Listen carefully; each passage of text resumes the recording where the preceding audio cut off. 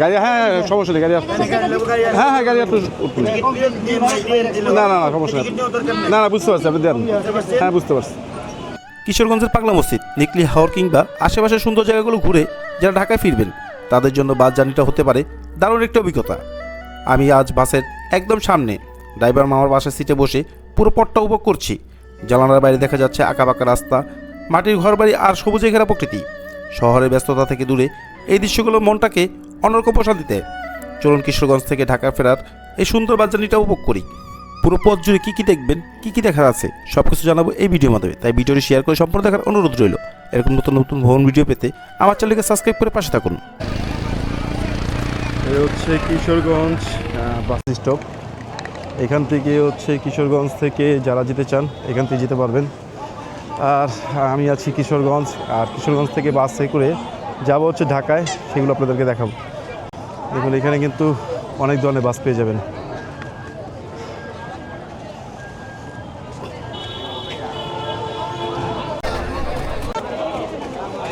তো আমাদের বন্ধুর সাথে দেখা হয়ে গেছে হঠাৎ করে। বন্ধু কি অবস্থা? আলহামদুলিল্লাহ ভালো ভাই। বন্ধু এখন টিকিট কাটবে না বন্ধু? টিকিট তো মনে হয় 350 প্রাইস দেওয়া দেখা। এটা কি মহাখালী না? হ্যাঁ মহাখালী বিমানবন্দর 340, টঙ্গী 330, গাজীপুর হচ্ছে 320, আর রাজেন্দ্রপুর যাবে না। তো যারা পাগলা মসজিদ বা এইখানে যারা ঘুরতে আসবেন তাদের জন্য হচ্ছে এই টিকিট কাউন্টার, অনন্য টিকিট কাউন্টার।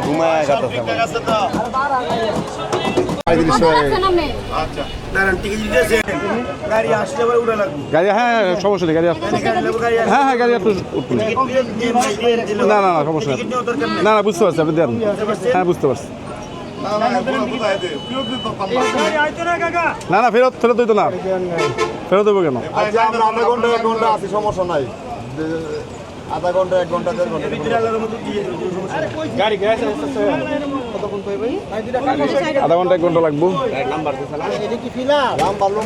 নাম্বার নাই, নাম্বার আছে ভাই, এটার কোন নাম্বার তো নাই, যে কোনো কোম্পানির গাড়ি আইবি। হ্যাঁ আচ্ছা আমার একটা সিট দিনছে, একটা টিকিট দিনছেন। হ্যাঁ কিছু ভালো নাই, একটা টিকিট দিন।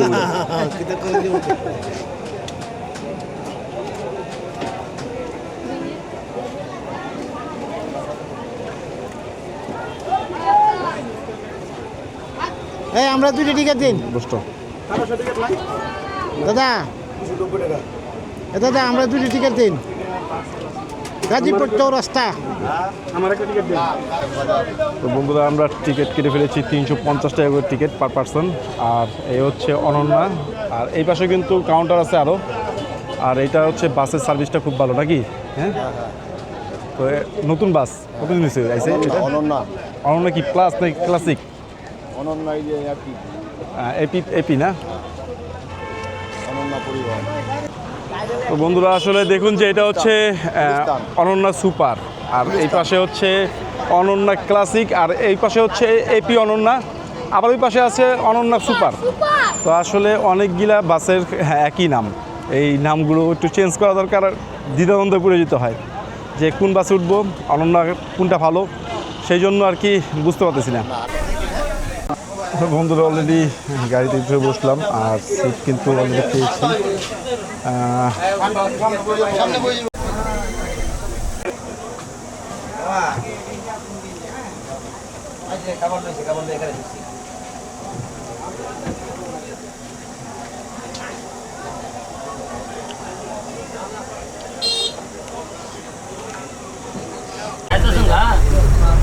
তো অলরেডি বন্ধুরা বাসটি ছেড়ে দিল, আর বাসটি ছাড়ছে হচ্ছে 20 মিনিট পর পর ছাড়ে।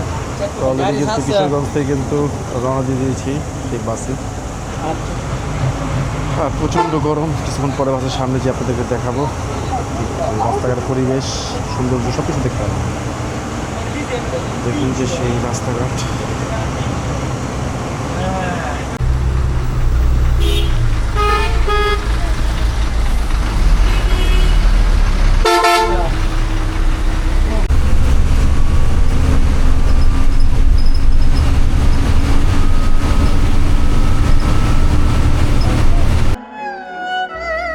দীর্ঘ এই যাত্রা একটু বিরক্তকর লাগেনি। কিশোরগঞ্জ থেকে ঢাকা আসা পুরো পথে ড্রাইভার মামার সিটের পাশে বসে গ্রামের সৌন্দর্য আর পথের দৃশ্যগুলো উপভোগ করছিলাম।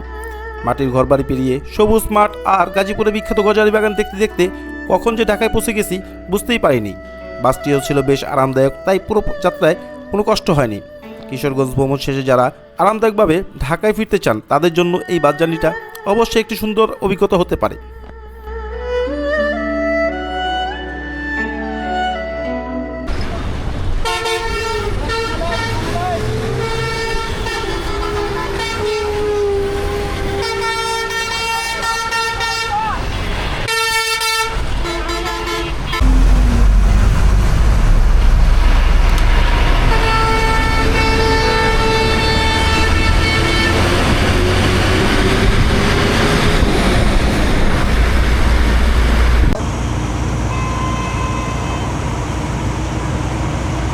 আমরা আছি গাজীপুর চৌরাস্তায়, আর গাজীপুর চৌরাস্তা থেকে ফ্লাইওভারের উপরে উঠে গেছি।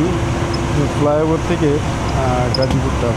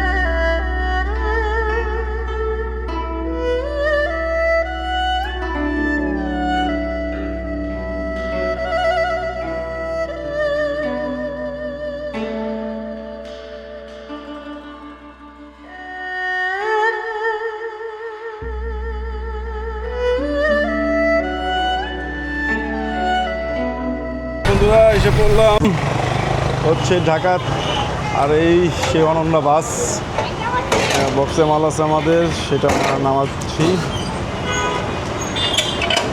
এই মুহূর্তে আছি ঢাকা বনানীতে।